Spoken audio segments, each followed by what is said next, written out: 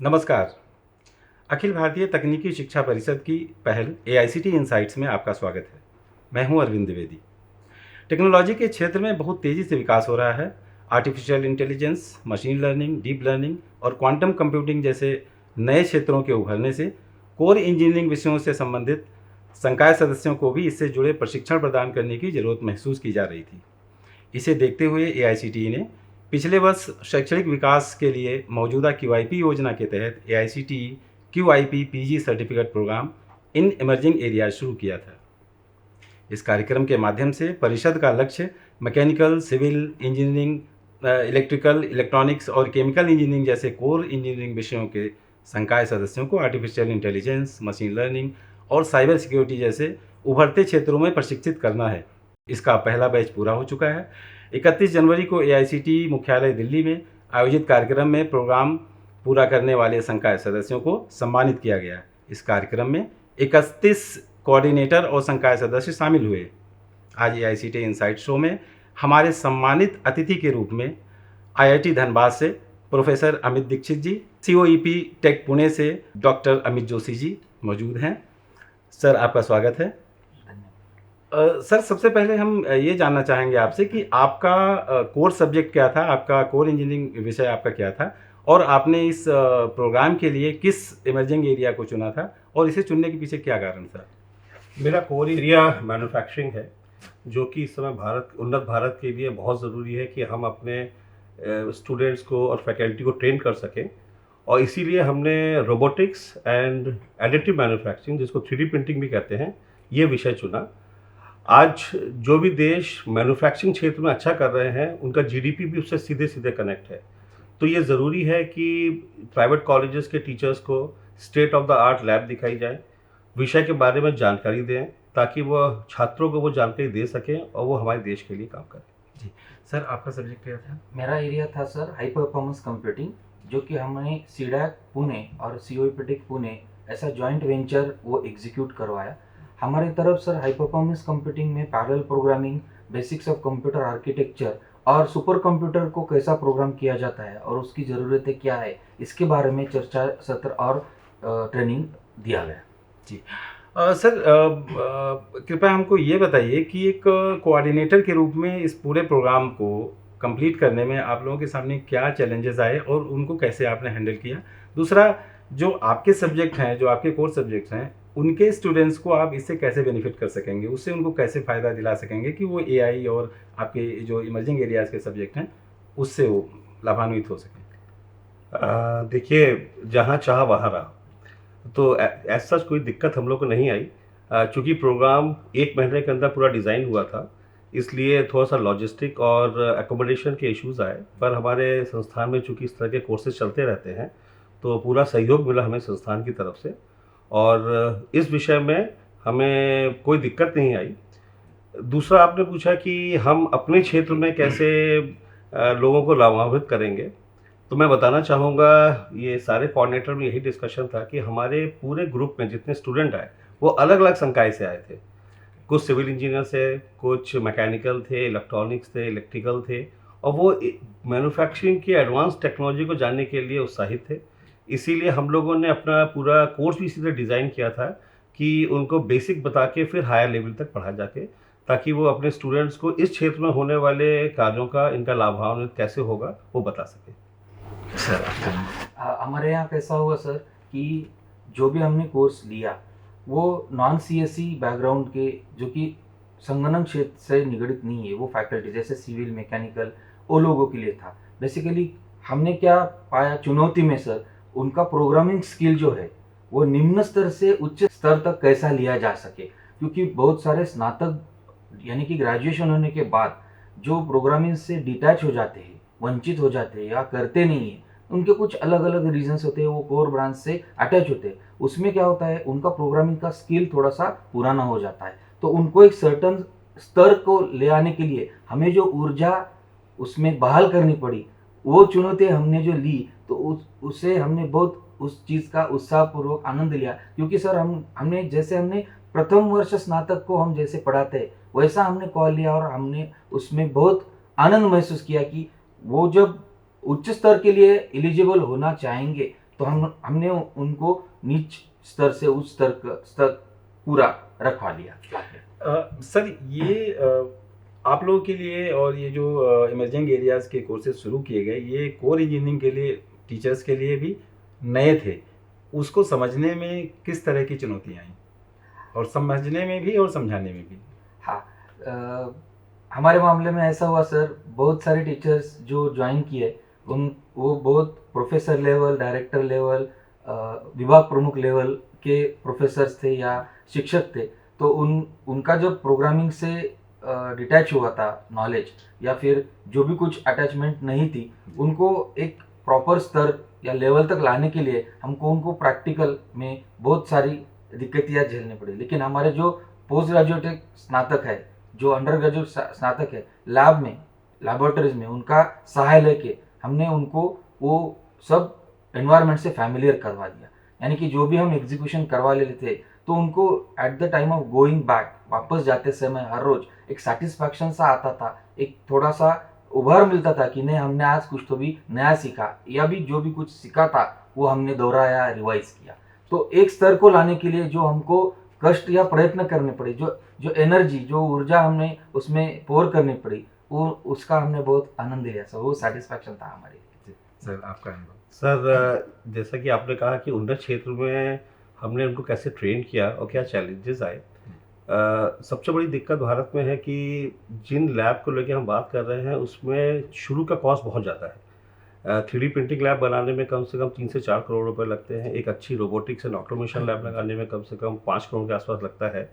ये लैब हमने इनके लिए ओपन की, तो जो वो थियोरेटिकल चीज़ें पढ़ के आए थे, जब फर्स्ट टाइम उन्होंने हैंड ऑन एक्सपीरियंस पाया इन लैब में, तो उनको जल्दी से चीज़ें समझ में आनी शुरू हुई। हमने उनको छोटे छोटे टास्क दिए, टास्क जिससे कि वो सीखें, खुद लर्निंग करें, और उनको कैरेक्टराइजेशन, जो हमारे यहाँ सेंट्रल रिसर्च फैसिलिटी है, उसको हमने उनको दिया ताकि वो कैरेक्टराइजेशन सीख सके, तो ताकि वो रिसर्च एरिया में भी जाएं। हमारा उद्देश्य केवल उनको पढ़ा के, स्टूडेंट को पढ़ाएं ये नहीं था, उनके अंदर खुद रिसर्च की एक इच्छा जगे, वो भी हमारा एक उद्देश्य था। इसलिए हमने पूरा कोर्स इस तरह डिज़ाइन किया था कि उनको हम बेसिक बता सकें, हैंड ऑन ट्रेनिंग दिखा सकें, और एक लैब डेवलप करने के लिए क्या मिनिमम रिक्वायरमेंट है, ताकि वो अपने इंस्टीट्यूट में वो लैब डेवलप कर सकें और वो ये शिक्षा आगे को बढ़ा सकें। यही हमारा उद्देश्य था। सर आपको क्या लगता है, क्या ये जो पहल है आईसीटी ने जो शुरू की है शिक्षण में एआई को लाने के लिए, ये कितना प्रभावी हो सकता है, और ये उभरते क्षेत्र में या तकनीकी शिक्षा के क्षेत्र में किस तरह से सहायक साबित होगा, जो हमारे नए स्टूडेंट्स को भी और जो हमारे टीचर्स भी हैं उनको भी बेनिफिट कर सके?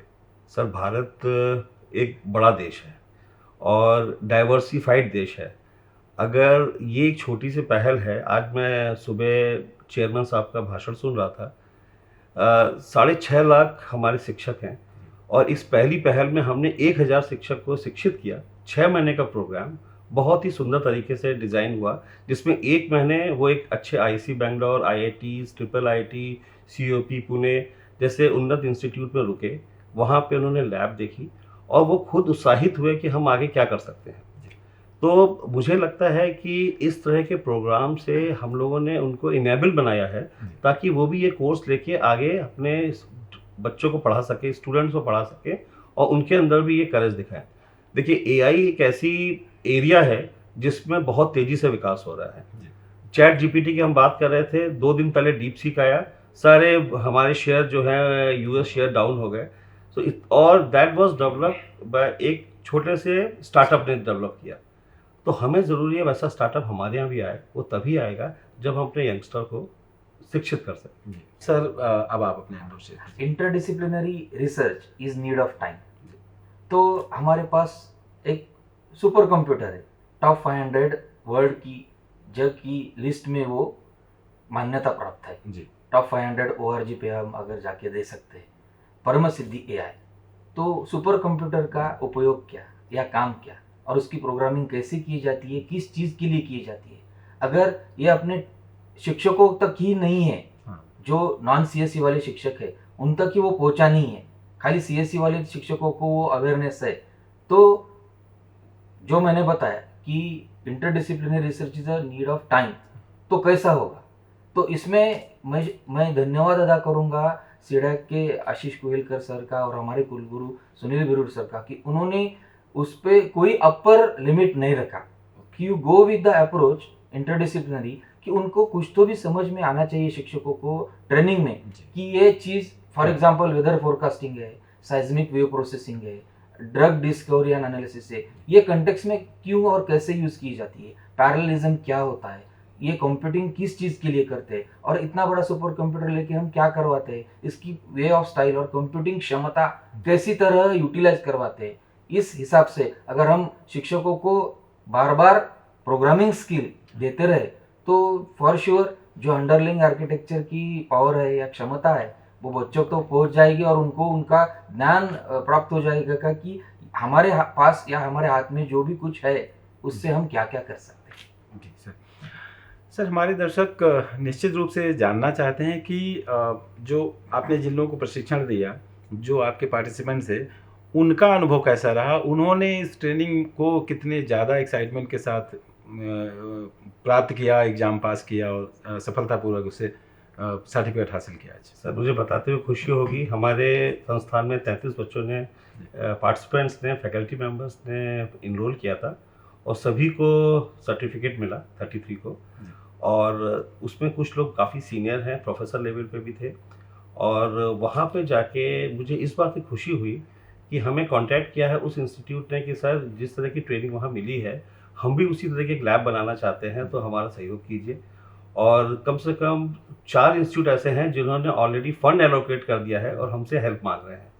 तो ये खुशी है कि जो हमने सिखाया वो प्रोपोगेट हो रहा है आगे की ओर।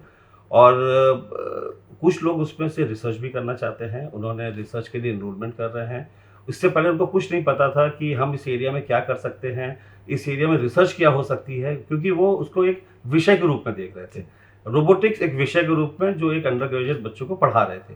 अभी जब हमारे यहाँ आए, उन्होंने उसमें काम देखा तो उनको लगा कि हाँ, इसमें कई चीज़ ऐसी हैं कि जिस पर हम रिसर्च कर सकते हैं।